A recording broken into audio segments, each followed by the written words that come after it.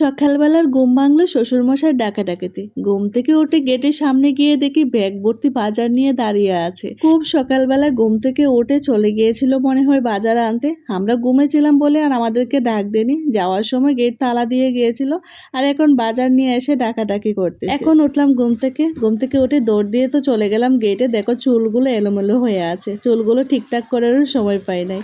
তো ব্যাগটা নিয়ে চলে আসলাম, দেখি কি আনলো। অবশ্য নাল্লা শাক এনেছে। এই আটিটা আমি সিঁড়ির নিচেই রেখে দিয়ে আসছি, মানে ক্যামেরার সামনে আনতে ভুলে গেছি। লাউ আনলো আর দুইটা কচি কচি একদম চালতা এনেছে। চালতাগুলো না এখন খেতে বেশ ভালো লাগে, একদম সবজির মতো লাগে, একদম নরম, দিলেই একদম নরম হয়ে যায়, সেদ্ধ হয়ে যায়, ভালো লাগে চালতাগুলো। আর অনেকগুলো মাছ এনেছে, তো মাছগুলো আবার কেটে নিয়ে আসছে। ভালোই হলো, মাছগুলো আর আমার কাটতে হয় না, মানে কাটতে হবে না। এমনিতে সবসময় মাছ কিন্তু বাসাতেই নিয়ে আসে, কাটাকুটি যাই করা লাগে বাসাতেই করা লাগে। আজকে কি মনে হলো বলো তো, মাছগুলো কেটে নিয়ে আসছে, ভালোই হলো। তো আমি মাছগুলো দেখছিলাম, 4টা মাছ মনে হয় এনেছিল। তো 4টা মাছের মাথাগুলো দিয়ে লাউ দিয়ে রান্না করব বা অন্য কিছু রান্না করব। তো মাছগুলো এখন ধুয়ে নিব ভালোভাবে, যেগুলো রান্না করব সেগুলো রেখে বাদ বাকিগুলো ফ্রিজে রেখে দেব।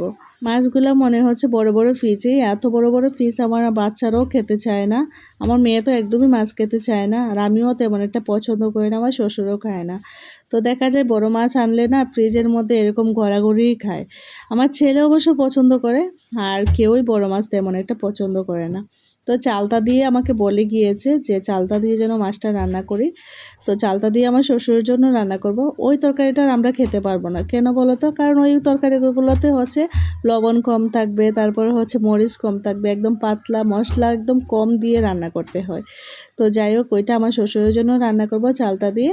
আর কচুর মুখি দিয়ে যেটা রান্না করবো এটা আমাদের জন্য রান্না করব। তো 2 রকম তরকারি, তো দুইটা করেই করতে হয়। নাইলে শাকটা আলাদা আলাদা করে করতে হবে, আমাদের জন্য একরকম, ওনার জন্য একরকম। তো এই যে নাইলে শাকগুলো এখন ভাজতেছি। তো অর্ধেক করব, অর্ধেক আমার জন্য, অর্ধেক আমার শ্বশুরের জন্য রান্না করব।